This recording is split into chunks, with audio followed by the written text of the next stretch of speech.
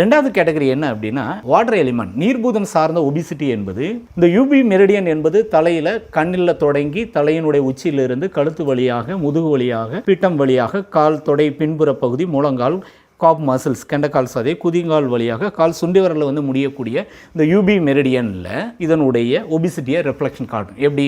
கழுத்தினுடைய பின்புற பகுதிகளில் சதைகளில் மடிப்பு விழுகும் சொல்லுவாங்க. இந்த 2-3 மடிப்பு விழுகும் கழுத்து பகுதியில். அதற்கடுத்து பின் முதுகில் பல்ஜ் ஆகும், மசில்ஸ் லூஸ் ஆகி வீக்கம் ஏற்படும், உடம்பு முன்னாடி சாய ஆரம்பிக்கும். அதற்கடுத்து இந்த முதுகினுடைய அடிப்புற பகுதிகளில் ஒரு லைன் வர்ற மாதிரி மடிப்பு விழுகும், மசில்ஸ் வந்து அதிகமாக தொய்வடைஞ்சு தனி மடிப்பு விழுகும். அதற்கடுத்து இடுப்பு பகுதி இந்த லம்பார் போனே தெரியாத அளவுக்கு இடுப்பு ஒன்னோடு ஒன்று ஜாம் ஆகி இந்த பெட்டக்ஸ் மட்டும் பல்ஜ் ஆகி பெருசாயிரும். அப்போ இடுப்பு பிட்டம் மட்டும் சதை பருமன் அதிகமாகி பேக் சைடு ஷோல்டர் அதிகமாக பல்ஜ் ஆகி கழுத்துல மடிப்பு விழுந்த நிலையில இந்த பின்புறம் முதுகு பகுதியில் மடிப்பு விழுந்த நிலையில இருக்கும். பிளஸ் அதே மாதிரி பின் தொடை பகுதியும் சதை பருமன் அதிகமாகும். ரொம்ப நேரம் சேர்ல உட்கார்ந்தா கால் மரத்து போகும், அந்த அளவுக்கு பின்னாடி இந்த காப் மசில்ஸும் வீக்கம் ஏற்படும், பின் தொடையும் பருமன் ஏற்படும். அப்போ இந்த யூபி மெரிடியன்ல வரக்கூடிய வெயிட் பல்ஜ் ஆகி வரக்கூடிய, மசில்ஸ் லூஸ் ஆகி வரக்கூடிய இந்த வெயிட் போடுறது அப்படிங்கிறது இந்த யூபி மெரிடியன்ல வர்றது வாட்டர் எலிமெண்ட் சார்ந்தது. ரொம்ப ஈஸியா டயக்னோஸ் பண்ணிக்கலாம். அடுத்து மூணாவது கேட்டகரி பாத்தீங்க அப்படின்னா சைடு வியூவில். அது என்ன சைடு வியூவில் அப்படின்னா இந்த ஷோல்டர்ல GB21 இந்த நெக் அண்ட் ஷோல்டருக்கு மிடில் இருக்கக்கூடிய இந்த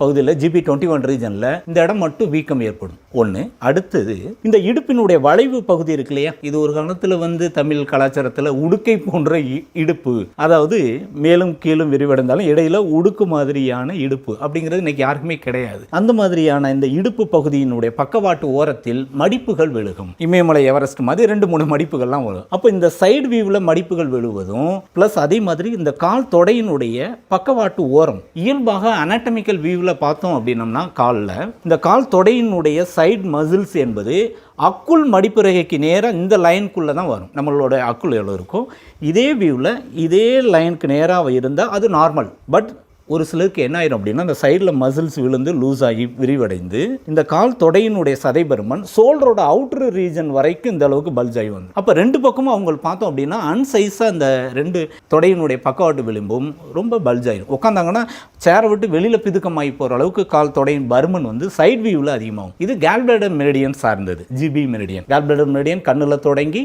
தலை பொட்டு பகுதி வழியாக கழுத்து வழியாக மார்பின் பக்கவாட்டு வரும் விழா எலும்பு வழியாக கால் தொடையின் பக்கவாட்டில் வர்றது இந்த GB மெரிடியன் அஃபெக்ட் ஆகி வர்றது வுட் எலிமெண்ட் சார்ந்த ஒபிசிட்டி அப்படின்னு சொல்லக்கூடிய மூணாவது கேட்டகரி.